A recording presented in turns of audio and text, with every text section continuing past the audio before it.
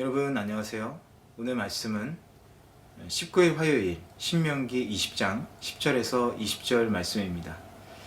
인류의 역사를 보면 가족 단위에서 공동체 단위로 또 그리고 공동체에서 더 큰 사회 구조를 형성하기 시작하면서 많은 다툼과 또 싸움이 있었습니다. 그리고 나라라는 더 큰 규모를 형성하면서부터 이제는 전쟁이라는 이름의 대규모 싸움을 벌이기 시작하죠. 그렇다면 이 전쟁이 시작되는 원인은 무엇이 있을까요?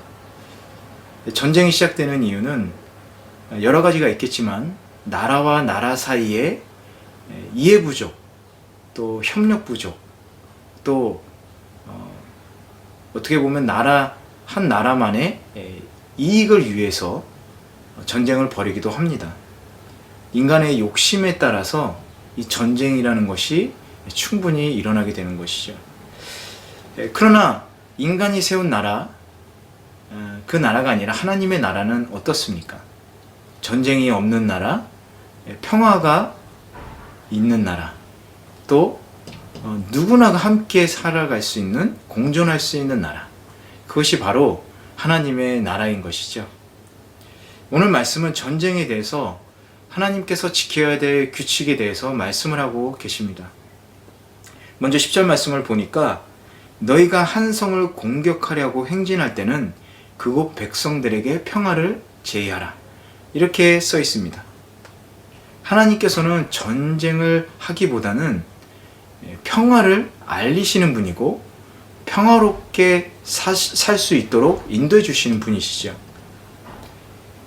성도는 어디를 가든지 언제나 분쟁을 일으키거나 싸움을 하는 것이 아니라 언제나 평화를 선포해야 하는 사람이 되어야 합니다. 우리 주 하나님께서 평화를 사랑하시고 평안을 주시기 때문에 그 백성인 우리들도 마찬가지로 평화를 사랑하고 평화를 선포하는 사람이 되어야 하는 것이죠. 그러나 12절에서 14절을 보니까 평화의 제의를 했을 경우에, 그런데 그것을 거절한다면 그들과 전쟁을 하여라, 이렇게 하나님께서 말씀을 하십니다. 아니, 하나님 평화주의자라면서 그럼 끝까지 평화주의로 가야지, 이럴 땐 또 전쟁을 하면 어떡합니까? 이렇게 생각할 수도 있을 것 같습니다. 그러나 이스라엘 백성이 제안한 평화는 곧 하나님의 제안이고 하나님의 말씀인 것입니다. 그렇기 때문에 그들이 하나님의 말씀을 받아들이지 않고 거절한 것, 거역했다라는 것이기 때문에 그들은 그에 따른 형벌을 받게 되는 것이죠. 여러분, 생명의 주이신 하나님과 원수를 맺었다는 것이 무엇을 의미합니까?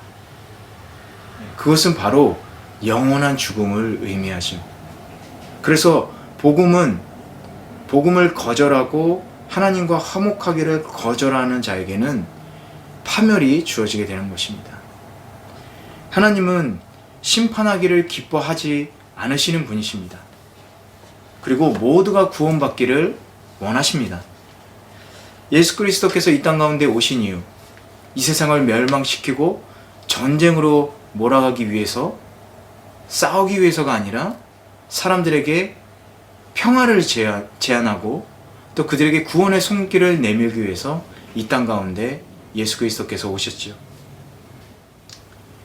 그렇기 때문에 우리들도 이 땅 가운데 평화의 복음을 전해야 하는 것입니다. 우리가 싸워야 될 대상은 혈과 육이 아닙니다. 우리를 멸망으로 이끄는 악의 세력들, 즉 사탄인 것이죠. 오늘 말씀을 통해서 우리는 평화를 위해서, 구원을 위해서 우리 자신이 선한 싸움을 하고 있는지, 아니면 혈과 육과 싸움을 하고 있는지 우리 다시 한번 생각해 볼 필요가 있을 것 같습니다.